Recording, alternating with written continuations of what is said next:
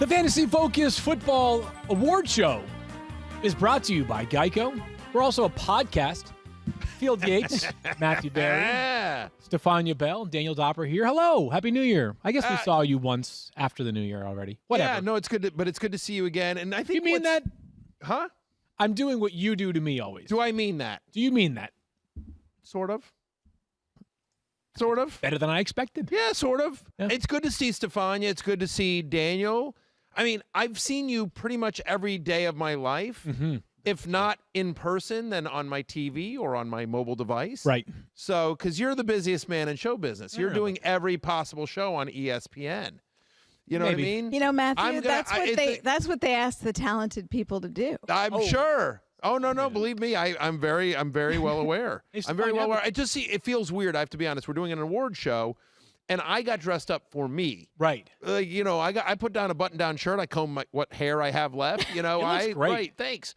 But we look similar today. Yeah, so I was going to be in a Stefania. three-piece tux. Second half of the show. Got it. Stefania, Matthew and I are dressed comparably today. Matthew was wondering earlier, though, like, who wore it better? Remember they used to do this in the maybe do they still do this in People Us magazine? Yeah. Yes. No, I thought it was Us or People magazine. It's one of them. Yeah, People, right? Yeah. So Stefania. I used that line in a tweet the other day, so very familiar. And the answer is, you can be honest, Matthew's not listening.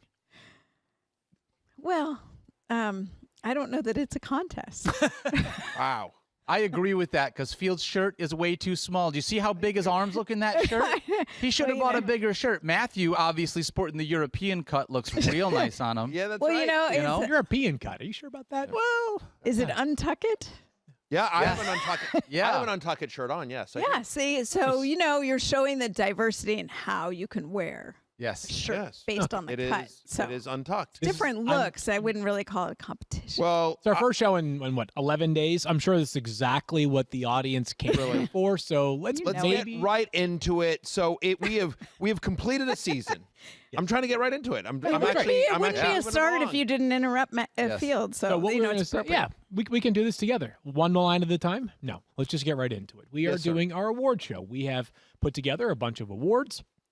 The ones you probably expect: MVP, Best Value, LVP, Worst Value, Playoff MVP, One week wonder, wonder, etc. Waiver wire pick of the year. and we're going to hand out these awards. Now, some would say that the most prestigious individual award in the NFL is the NFL's MVP. Maybe in the sport, college included, it's the Heisman.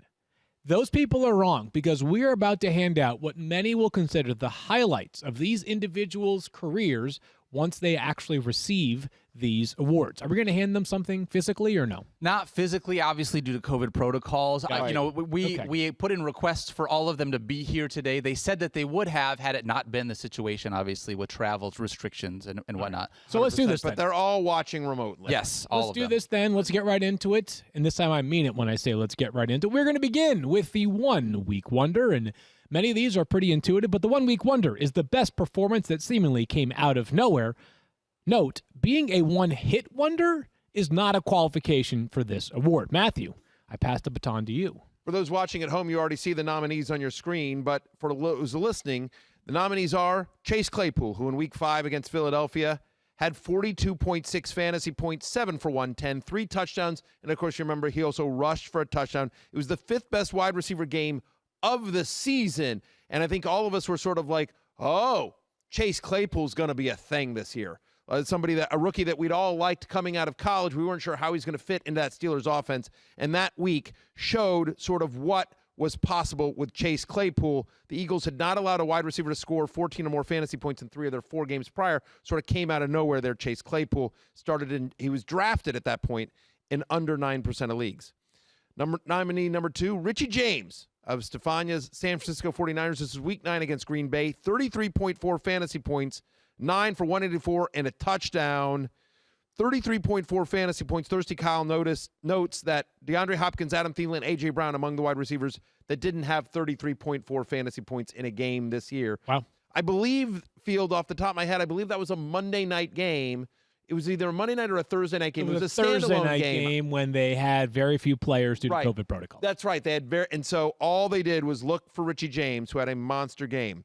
Week 16 at Houston, we all thought it was going to be Giovanni Bernard, and yet Samaje Perine had 95 rushing yards, 2 touchdowns, 4 catches for 41 yards, 29.6 fantasy points. He was the third best running back in fantasy that week, outscoring Dalvin Cook and Derrick Henry by over double-digit fantasy points. Season prior, he'd had 48 touches in just 14 games, but Samaje Perine showed up in a big way in Week 16. And number 4, honestly, I didn't even remember this game, Field.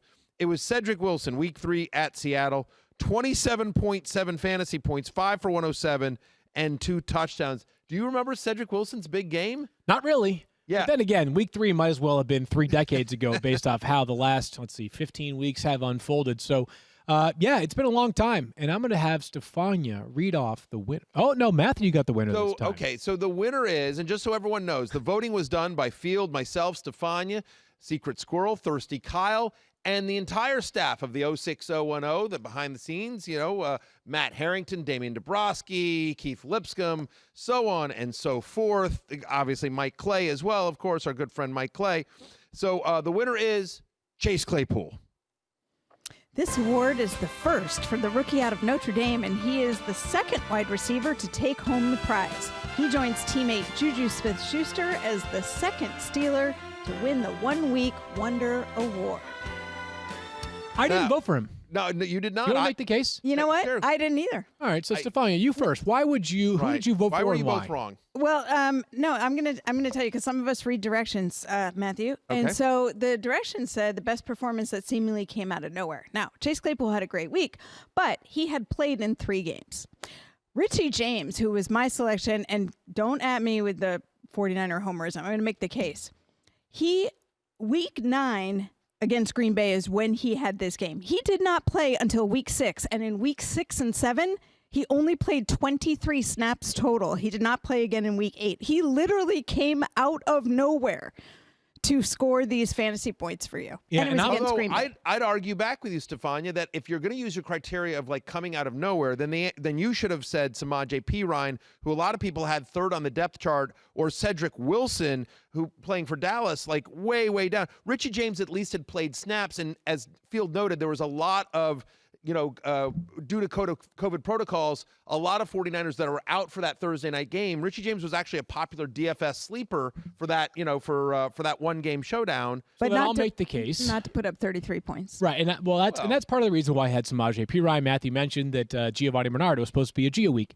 It still was. He had Right. more rushing attempts than Samaje Perine in that week. Samaje Perine just happened to find the end zone on a couple of occasions. People forgot Samaje Perine was still in the league, and then after that, he didn't do a whole lot. So anyways, my vote was for Perine, who, by the way, also has the single-game college NCAA record. He had over 400 rushing yards in a game for Oklahoma. So this guy is known to do things on occasion that are just spectacular. Let's get to the game. Can I tell you real quickly why I voted for Chase Claypool? Well, okay, sure. Which is, I disagree with Stefania. Like, is a kid that was drafted in under 9% of ESPN standard leagues. He was, a popular dynasty sleeper in deeper leagues, but in ESPN standard 10-team leagues, he was rostered in under 9% of leagues. The Eagles at that point, remember this is week 5, at that point the Eagles were still considered to have a pretty good defense. And the idea that Chase Claypool would have 4 touchdowns in a game, came out of nowhere. So I feel like it was all of it. Like he had, and by the way, he had the most fantasy points of any of our nominees, 42.6 in his performance. So I feel like they all came out of nowhere. I thought he was the 1 week wonder. I agree with you. I also voted for him. I want to say this, and then we can move on field. I voted for him in part with what you're saying, Matthew. Week 1, he had 2 targets. Week 2, he had 3 targets. Week 3, he had 4 targets, and then had a bye week. So his previous high was thing. Like we ranked him in the top 25 for wide receivers after that for Week a while. 2, he was 3 for 88 and a touchdown. I understand that. Richie James, Samaje Perine was my second choice field. So you and I basically were both right, but it's okay. When in Not doubt, according to the rest of the vote. Yeah, West agreed. Princeton when in doubt. Let's move on to the game of the year. The game of the year, in our voters' opinion, is the best single game performance of the 2020 season. You probably can guess who's going to win this, but Matthew, for formality's sake, who are the nominees? The nominees are Alvin Kamara, Week 16 against Minnesota. He had 56.2 fantasy points, 155 rush yards, 6 touchdowns, and 3 catches for 17 yards. It was the 5th best game ever by a running back, the 2nd best game by any player ever in Week 16. How about Tyreek Hill, Week 12 at Tampa Bay? 57.9 fantasy points, 13 for 269, and 3 touchdowns. He had 39.3 fantasy points in the first quarter alone. Looked like he played for Alabama that game. Tyler Lockett, week 7 in Arizona. We all remember this. 53 fantasy points. He had 15 for 200 yards and 3 touchdowns. He swung plenty of matchups because that was a Sunday night game. His 20 targets tied with my little Cooper Kupp for the most in any game this season. And then Dalvin Cook, week 8 at Green Bay. 48.6 fantasy points, 163 rushing yards, 3 touchdowns. He also caught 2 balls for 63 yards and another touchdown, 4 touchdowns. That Dalvin Cook game was amazing. But the winner is Alvin Kamara. I mean, come on. 6 touchdowns in the fantasy finals. How is that not the game of the year and possibly the game of the decade? This award is the 3rd all-time for Alvin Kamara overall, tying him with Patrick Mahomes, Lamar Jackson, and Todd Gurley for the most ever. He becomes the 3rd running back to receive the honor, joining Gurley and Derrick Henry.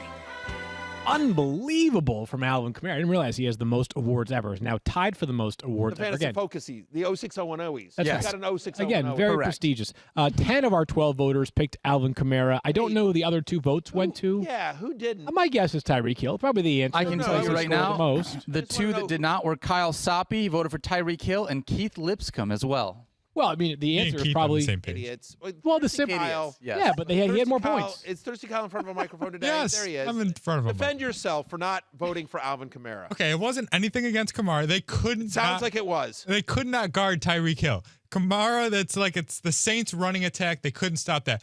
But for the Chiefs game, one player, they could not stop it. I mean, you said it was just like Alabama the other night. One player that they could not stop. In the first quarter was like a top 10 game of the season. Yeah, Right, he but was the absurd. award wasn't who couldn't be guarded. The award was game of the year. And that's part of the game. If you can't guard him, it's a great game. I got to tell you, you can't guard Kyle's popped collar right now because that I'm cold. looks Yeah, yeah. Yeah. legit. Like, what's going on? Like, can you Cold. just Kyle, do me a Fashion favor. icon. Do me a favor. Say the following phrase. Sure. Hello, fellow kids. Hello, fellow kids. Thank you very much. That's all. That's all we needed. That That was sounded it. like Matthew Somebody- when he somebody said got- it. I know. Right. Somebody, All right. somebody get Kyle a walk-on roll on We've Saved by got the a lot Bell. of awards to hand out, and some Yeah. of them are more spirited conversations, I believe. So let's move forward here to the Comeback Player of the Year. The Comeback Player of the Year is awarded to the most productive player that was either injured or disappointing in 2019. Matthew Berry, tell us about the nominees. Yeah, this is the Undertaker.gif award. You know that GIF that I'm talking about where it's the Undertaker and he comes out of the ground? Never like, heard The of guy it. where back. he's Never driving heard down of the it. highway and then pops out Right. of the Right. No. casket? He's in like a Oh. coffin. yeah He sort of Yeah, he on like the highway, jumps out Right. of the casket, starts dancing. That's another one, but That's a that's a different one. video. But this GIF, If only we hadn't talked about this 45 GIF, times during the season. He's next to a wrestling ring. Ring. Ring. Not ring. Move on. that worked. Right. Anyway, Comeback Player of the Year.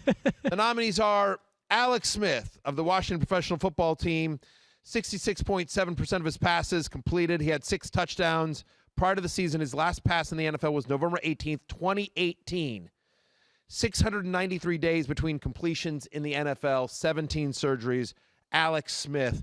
I've been a long, long time fan. Actually did a documentary about him. We'll talk about that later.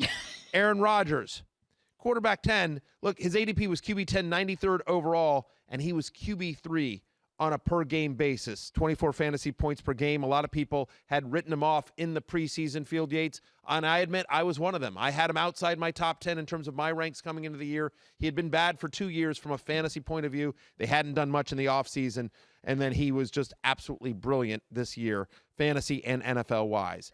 David Montgomery, running back 29. He was drafted at 73rd overall. He was drafted as running back 29 and finished the year on a per-game basis as running back 6.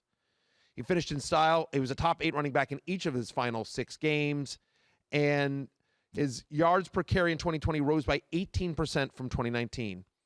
And then finally, Corey Davis, drafted in just 4% of leagues. This is a guy that we had so much hope for coming into the NFL. He was a top 10 overall pick in the NFL. Hamstring injuries, uninspired quarterback play. We'd all sort of left Corey Davis for dead, and then he sort of became this year's Devontae Parker.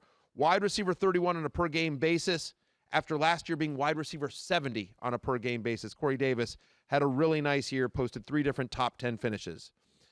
But the winner is Aaron Rodgers. This is the first ever award for Aaron Rodgers and the second ever quarterback to claim the comeback player title. He joins Andrew Luck. He is the second Packer ever to be given a prize, but this is the first non-dubious honor. However, much to the delight of Thirsty Kyle. So, Stefania, you actually did not vote for Aaron Rodgers. Quickly, what's your case for the player that you selected instead? Well, I think You went with your heart. Yeah, well, here's the thing. If it's based on fantasy comeback, It's kind of a fantasy football award show. I get that. But you guys, whoever put these nominees together, included Alex as if he were deserving to be considered. And if Alex is in the mix, you know I'm not picking anybody else. Yeah, that's fair. So, but Matthew and I both picked Aaron Rodgers. I hear you on that criteria, Stefania. It's a fantasy award. I love Alex Smith. Love the story. He'll be the true NFL comeback player of the year. But to me, it's pretty clearly Aaron Rodgers. Yeah, I mean, because the 06-010 is a fantasy award, Alex Smith wasn't really fantasy relevant. Aaron Rodgers was. He came back from somebody that had been an afterthought and was barely drafted as a QB1 to somebody that potentially won you your league. Yeah. I mean, That's Aaron good. Rodgers, And he will be the NFL MVP. yeah, coming into the year. I mean, in 2019, he was QB 13 on a per game basis. He had, I think he'd finished QB 16, something like that. He'd been bad fantasy wise, and so he was just a monster. But we have decided here at the 06-010 to name from this point forward the 06-010 Comeback Player of the Year award, the Alex Smith Comeback Player of the Year award in honor of Alex Smith. I don't know if anyone. That is the correct decision. I don't know if anyone has seen the documentary I produced called Project 11, all about Alex's incredible journey back. It was great, Matthew. Thank you very much. I asked Stefania to narrate it for me, just Of because course. me, I'm always about sharing glory. Yeah. But I thought that Alex and his wife Elizabeth gave great access to They really me did. and the entire E60 team. It's really a wonderful documentary, and I encourage everyone to check it out. And in fact, Stefania, I think we worked on something that's coming up in a little an update, right? Yes, stay tuned. Stay tuned. All right. Anyway, obviously, Stefania did all the work on that. She did a great job with it, and it's on demand now. It's it's fantastic, and it's incredible. And I think if you watch it, if you haven't seen it yet, please do. Project 11, I think you'll realize just what a miracle it is that Alex Smith is walking, let alone being able to play in an NFL game and lead Washington to a division title. One award that Alex Smith will never be nominated for is the biggest disappointment. And the biggest disappointment highlights the player who was the biggest letdown this season based on both draft position and production. And this is not injury related. Matthew Barry, who are the nominees? The nominees for biggest disappointment of the year, Ezekiel Elliott. His overall ADP was third, running back 3, but his finish was running back 14. There were a number of weeks where you just didn't feel comfortable using him. Number 2, Clyde Edwards-Helaire. Overall ADP, 8th overall. He was running back 7. He was a first-round pick, and he finished as running back 20. He had just 2 top 10 finishes at the position. Just really didn't, even when he was decent, he didn't win you the week the way you want your first-round pick to do a couple of weeks. And then number 3, Lamar Jackson. Overall ADP was 17th. He went in the middle of the second round, but he was the second quarterback drafted, and he buried you early. He was just a top 15 quarterback only 3 times through week 9. Zach Ertz, tight end 4, drafted 38th overall, and had just 1 game with 11 fantasy points. Now, I know we say it's not injury related, but he was bad even when he was out there. And finally, Tyler Lockett. Overall ADP of 42, wide receiver 17. He had 9 weekly finishes of wide receiver 40 or worse. And the 06-010 for biggest disappointment of the year goes to Ezekiel Elliott. Yes, this honor is the first for Ezekiel Elliott and also a first for the Dallas Cowboys franchise. He becomes the 3rd straight running back to claim this prize, following David Johnson and Le'Veon Bell. We're not sure if it makes it worse or better, considering Elliott actually played this season. All right, let's have a quick conversation about this award because all 3 of us voted for a different individual. Stefania voted for Ezekiel Elliott, and I think the case, or Stefania, maybe you can just state your case here. We don't have to argue with each other, more just make the case why each of us voted for the player that we did. Yeah, for me, it was relative to draft position because for most people, they invested their first pick. You know, he was the guy in the first round, which is you are counting on production. And because it's not an injury-related injury, obviously people who had Saquon Barkley, some people chose Saquon ahead of Zeke, but he tore his ACL. Zeke was healthy, and he still did not deliver even close to the investment that you paid for him. Yeah, my vote was Clyde Edwards-Helaire. And part of the reason why is that if you took Zeke, it was likely third overall.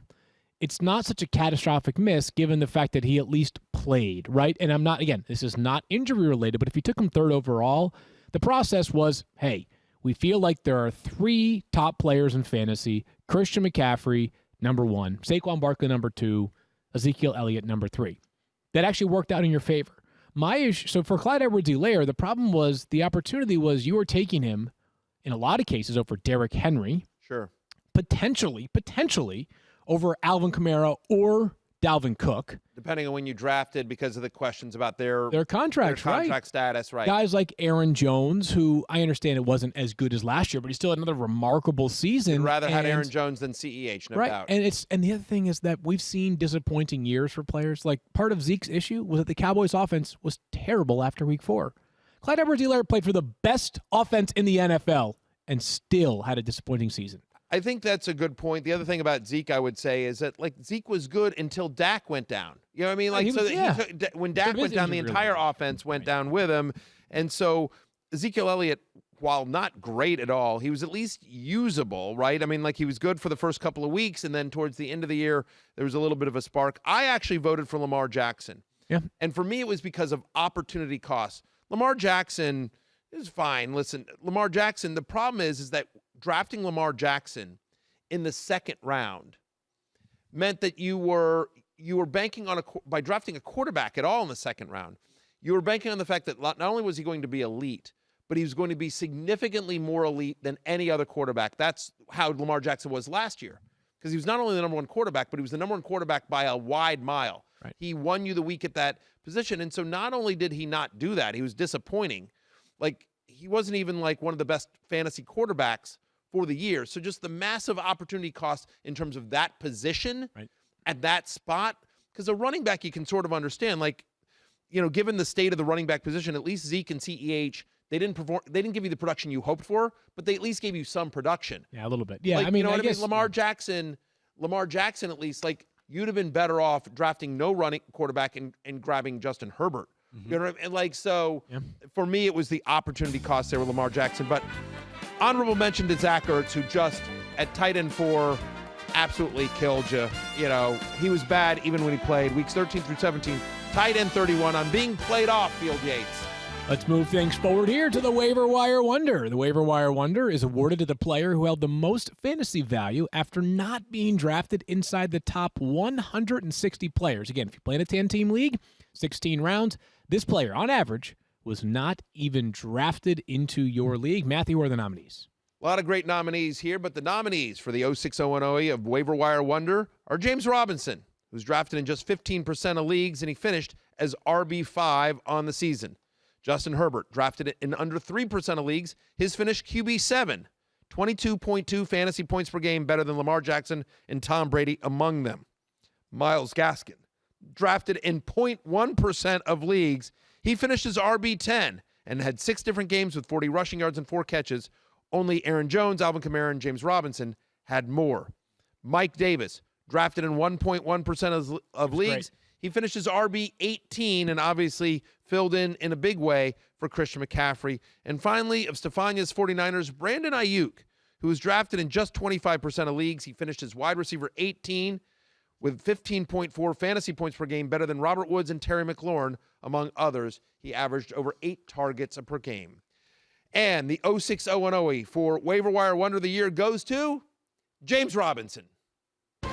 This is the first ever award for both James Robinson and the Jacksonville Jaguars. He is the 3rd running back to claim this honor, joining Alvin Kamara and Phillip Lindsay. Interestingly enough, Phillip Lindsay is a running back that James Robinson surpassed several records of, and I think you all watching this or listening to this know a lot of James Robinson's story, but think about this year where undrafted rookies had the longest of odds to even make a roster, right? No OTAs, barely any training camp, a lot of virtual learning. And I get it, the Jaguars are no good, but still, it's only 32 teams in this league and 53 spots on each roster. He was an incredible story. At the beginning of a lot of things went right for James Robinson, just, because he joins a team that had Leonard Fournette, that had Divine Ozigbo, that had Raquel Armstead. Yes, Raquel Armstead, sorry. And Armstead and Ozigbo developed COVID. The relationship between Fournette and the Jaguars obviously gets to a point where they feel the need to release him, and he's the only guy. But give credit to James Robinson, who took that job and, no pun intended, ran with it. 7 top 10 finishes. He didn't play in week 16 and 17, and yet he was the only player in the NFL with 1,000 rushing yards, 10 touchdowns, and 45 catches through 15 weeks on a team where so much went wrong for Jacksonville this year. They had to use multiple quarterbacks. James Robinson was a bright spot, fantasy-wise and NFL-wise. He cemented a place in the NFL and a place in fantasy managers' hearts for his performance. I was amazed that this was not a unanimous decision. Yeah, 1 vote for Justin Herbert from Smiz. From Al Zeidenfeld.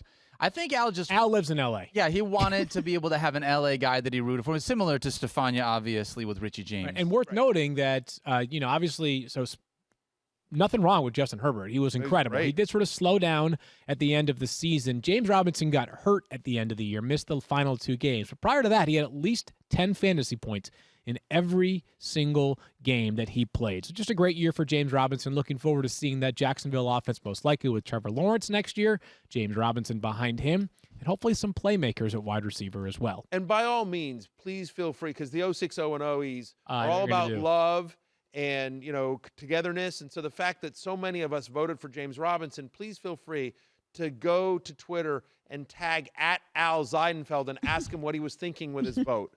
Again, normally the votes are private, and it's usually but in this particular case, I think it's okay to shame Al for not voting for James Robinson. At Al Zeidenfeld. Agreed. What were you thinking? # what were you thinking? I'm sure Al will be thrilled with all of those Twitter mentions. To hear from fans. Hey, do you own or rent your home? Yep. Sure you do. And I bet it can be hard work, but you know it's easy?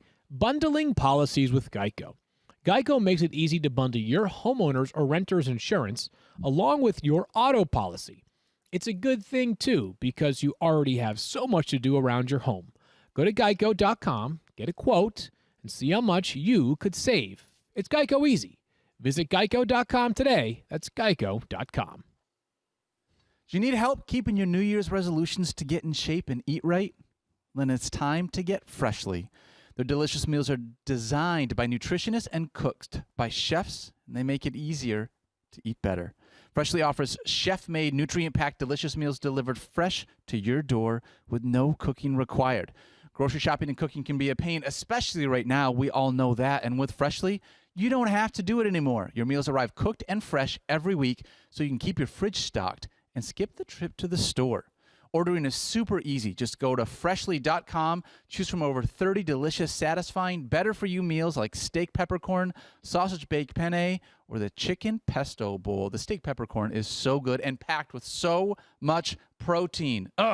Freshly can fit your lifestyle with a variety of plans and meals to pick from that work for your dietary needs, preferences, tastes, and family style. And now our listeners can try Freshly for just $6.16 per meal. Stop searching the internet for healthy food near me every night and start living life freshly. Your meals are always delivered fresh, never frozen, and are ready to heat and enjoy in just 3 minutes. With new meals added each week, Freshly brings the convenience of chef-made, nutritionist-designed classics right to your kitchen. So try Freshly now for a limited time and get $40 off your first 2 orders. Go to freshly.com/fantasy. That's freshly.com/fantasy to learn more. Time now for our Rookie of the Year, fantasy football's top producing rookie. That one was very difficult to explain. Matthew, I think we have a pretty compelling field, though, this year. We do indeed. So the nominees for the 06-0 and OE Rookie of the Year, Justin Herbert. Drafted in just 2.2% of leagues, he finished as QB7 on the year. James Robinson, who we just discussed, drafted in 15% of leagues, his finish was RB5 on the year. He had 7 different top 10 finishes, as you noted. Jonathan Taylor, drafted as RB21. He finished as RB8. And Justin Jefferson, drafted as wide receiver 53, 145th overall. He finished as wide receiver 9. And the 06 0-0 for Rookie of the Year goes to Justin Jefferson. And Justin Jefferson is the first wide receiver to claim Rookie of the Year honors. He joins teammates Adam Thielen and Dalvin Cook to become the third Viking to win a Fantasy Focus year-end award in 06-01-08. So no major issue with that pick from me. I've loved Justin Jefferson, one of my favorite players in the league already, a guy that I liked a lot during the preseason as well. But I voted for James Robinson. And Sure. maybe you guys, I don't think you guys are going to strongly contest my logic either, but the idea behind voting for James Robinson is that, listen, he finished higher in his position group, RB5 versus wide receiver 9, at a place where it's more difficult to find a guy that you can count on, running back versus wide receiver. And it happened right away. As I mentioned, he had at least 10 fantasy points in every game that he played this season, 14 in total. Justin Jefferson got rolling relatively early on into the season.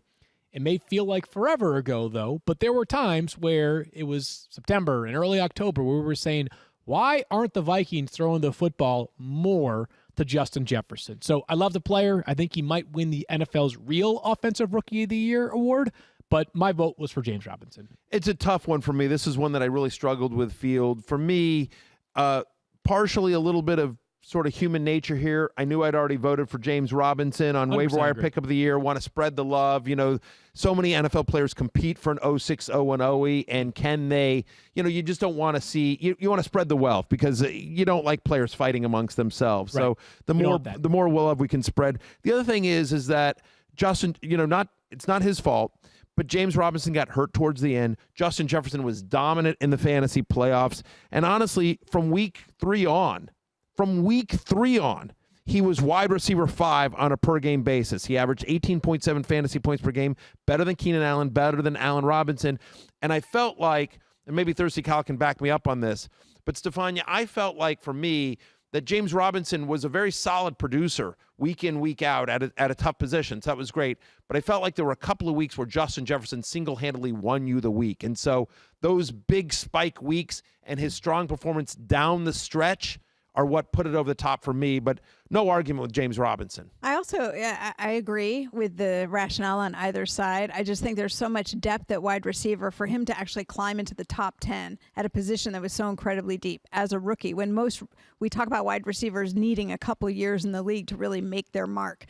So while the running back, it was hard to find someone who could perform as well consistently as James Robinson, there was more opportunity there between the injuries and just the lack of solid running backs. So my vote here was for Justin Jefferson. So I do want to say this really quickly. I voted for James Robinson, but it's so easy for me to say with Justin Jefferson, not only did he perform better than an all-pro Adam Thielen who was on the other side of him, but it would have been very easy to talk about the Vikings losing Stephon Diggs after such a massive season that Stephon Diggs put up.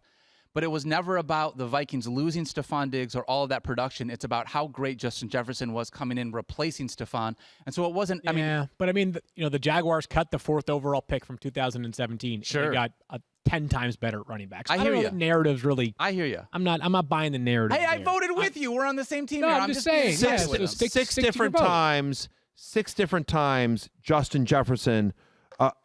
4 different times Justin Jefferson was a top 6 wide receiver. Thirsty Kyle just sent me a note. 4 different times he was a top 6 wide receiver. Just had a huge kind of spike week there. Again, I think Field, you can make arguments for everyone. Stefania and I are a little more right than you guys, but oh wow. Oh yeah, Matthew, do you want to do the gritty on camera to celebrate this win?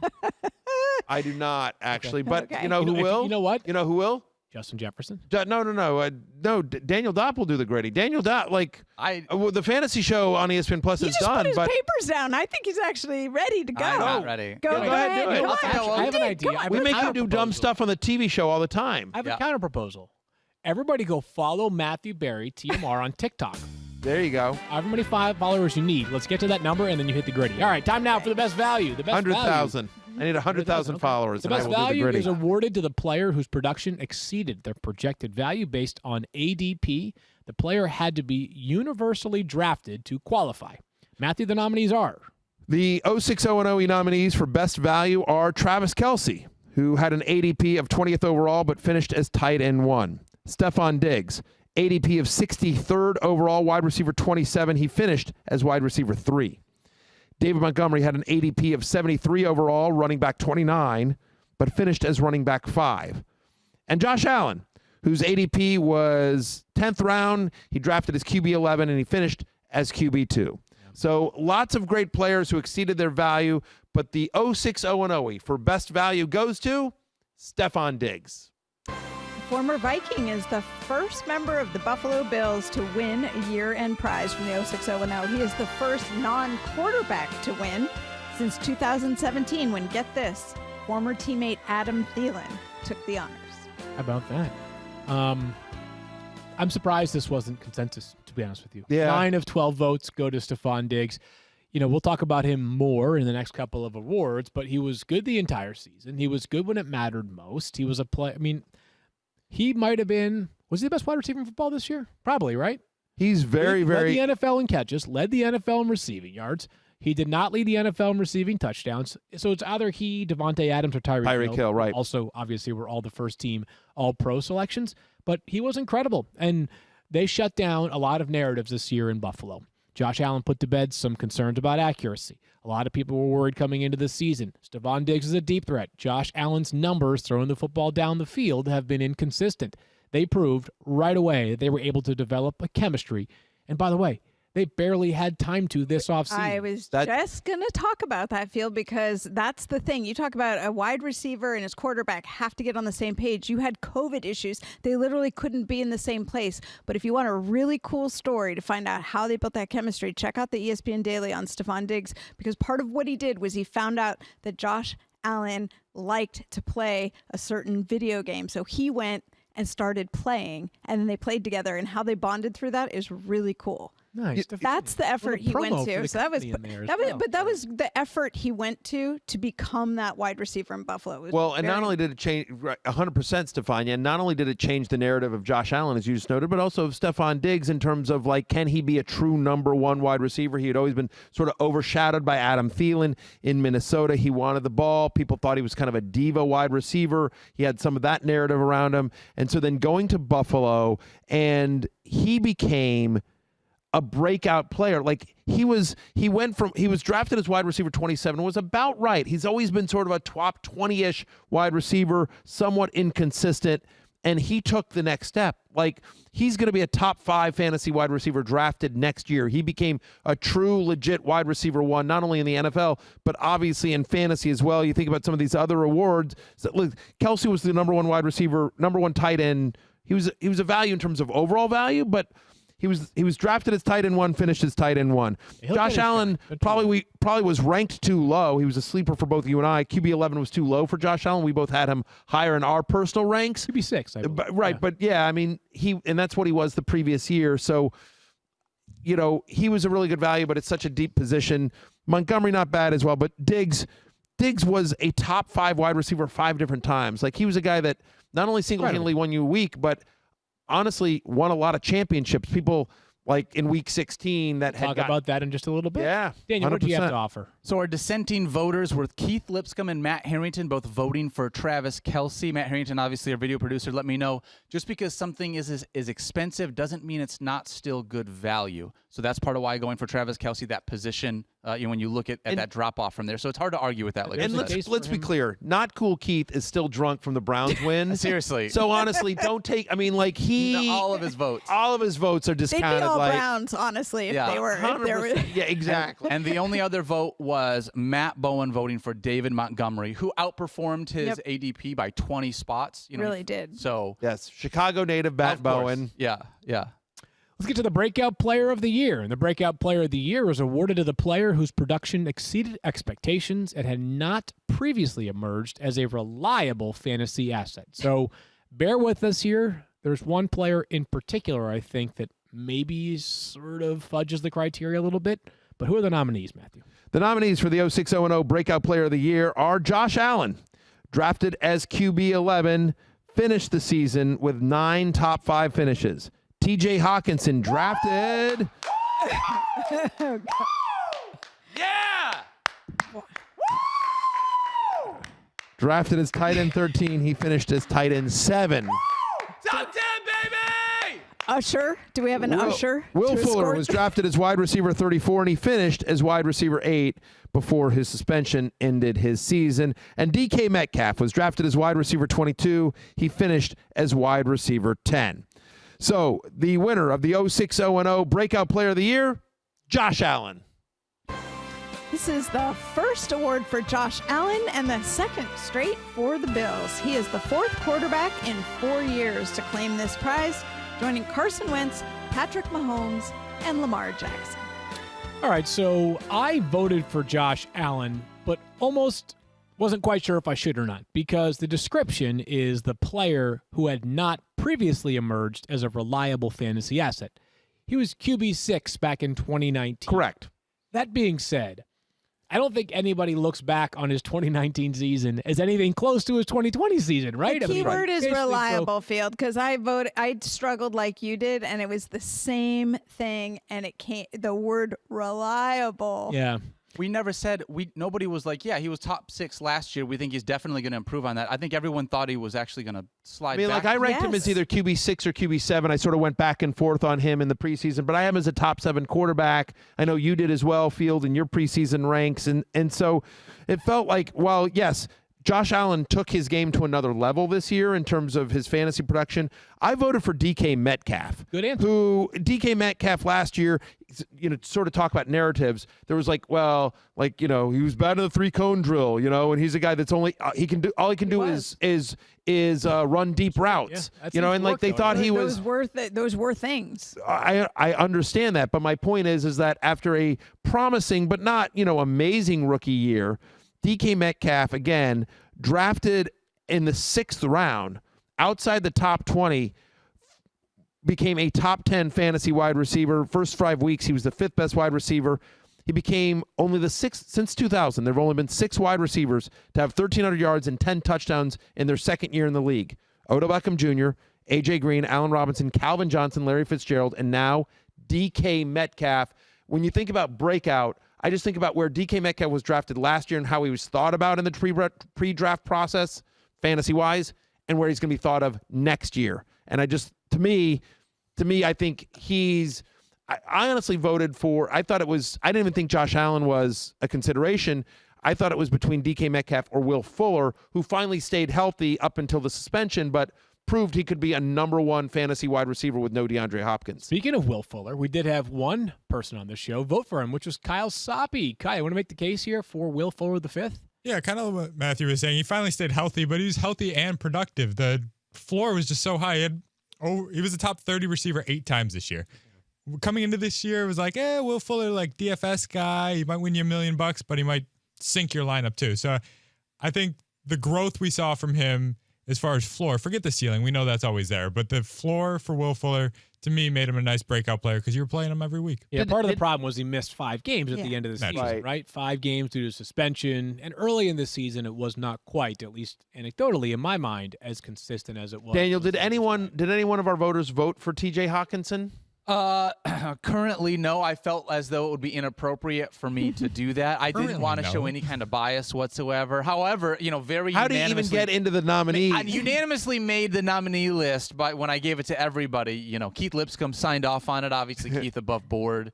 And this was pre-Browns win. So He was good. He was good. He had a nice season. He was good. Let's move forward to the playoff MVP. The playoff MVP is awarded to the player that held the most value during the postseason in ESPN Standard Leagues, weeks 14 through 17. Matthew, who are the nominees? The nominees for the 06-0 playoff MVP are Alvin Kamara.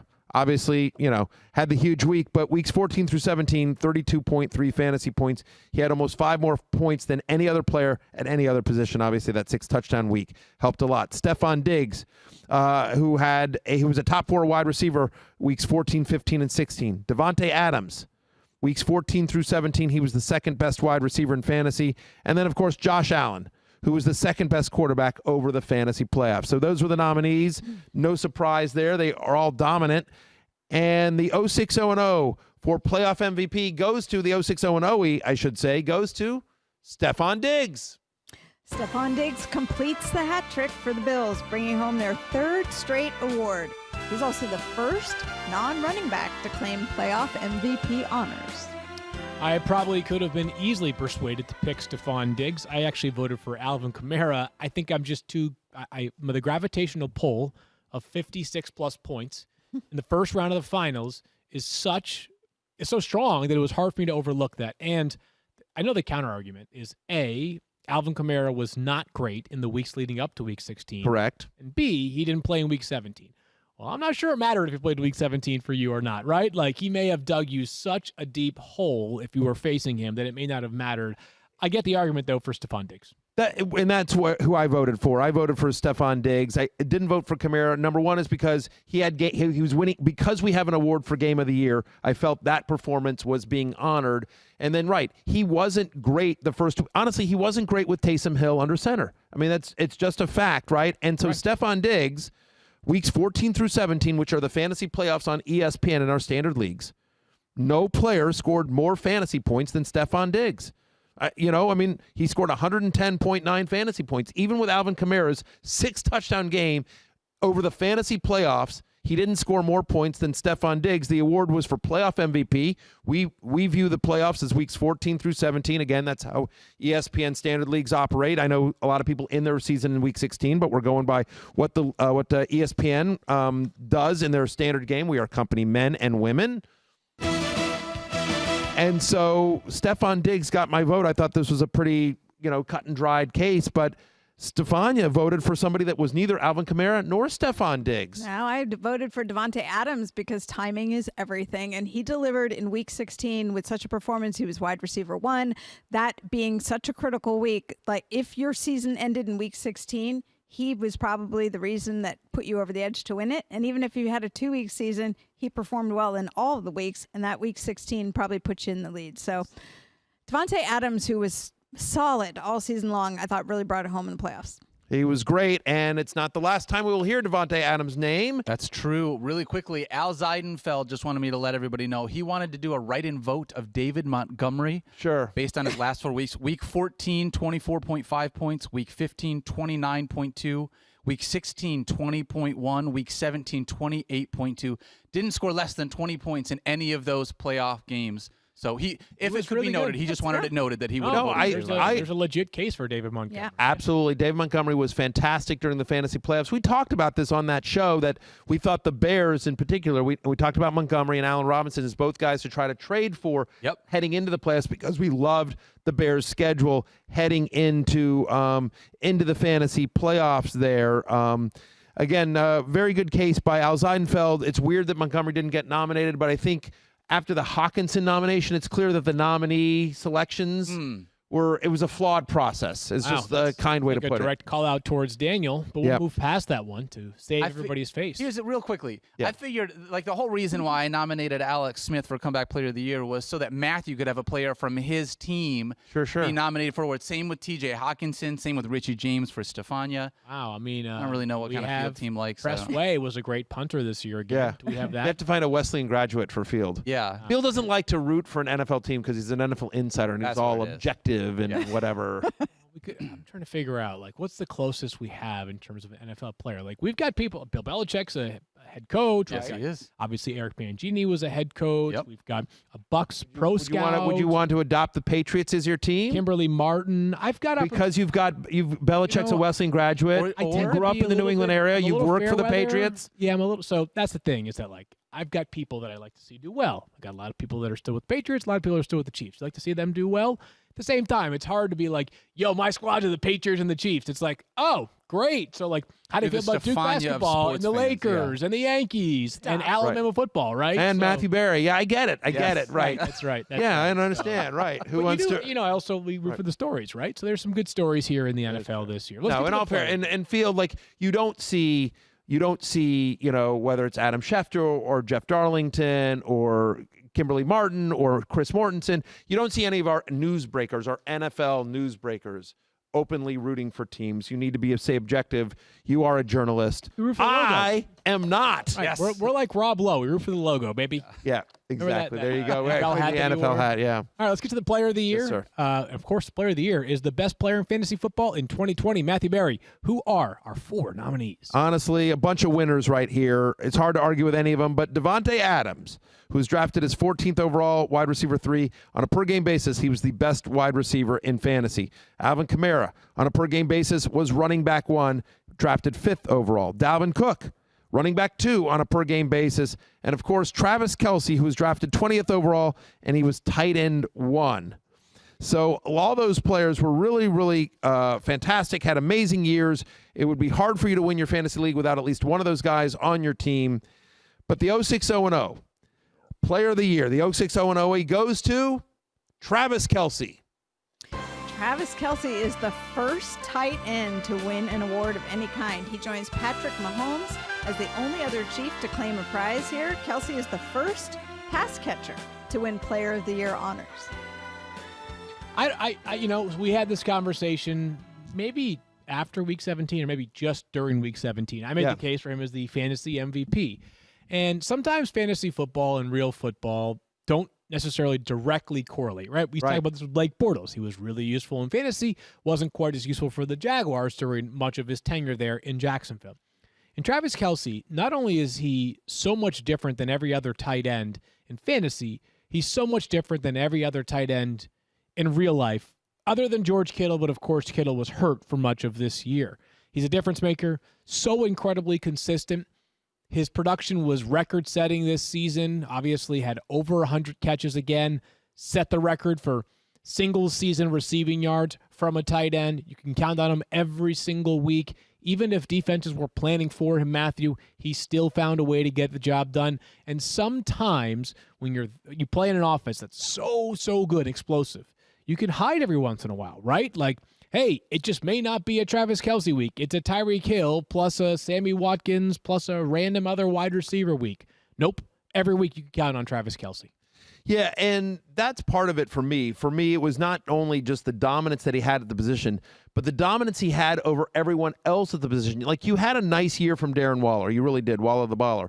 But honestly, he was so much more dominant than anyone else. Like listen, Davante Adams was great, but so was Stephon Diggs, so was Tyreek Hill. There were other wide receivers, right? I mean, we just talked about Kamara and Dalvin Cook. And by the way, if you had Derrick Henry, you were pretty happy. Sure. I mean, so the fact is that in weeks 1 through 16, now Kelce and many of the Chiefs did not play in week 17. Weeks 1 through 16, Travis Kelce scored 60 more points than tight end 2. Yeah, ridiculous. He scored 143 more points than tight end 3. So not only was it's sort of the argument of Lamar Jackson last year, who was the player of the year, because Lamar Jackson not only was the number 1 quarterback, but he was the number 1 quarterback by a wide margin.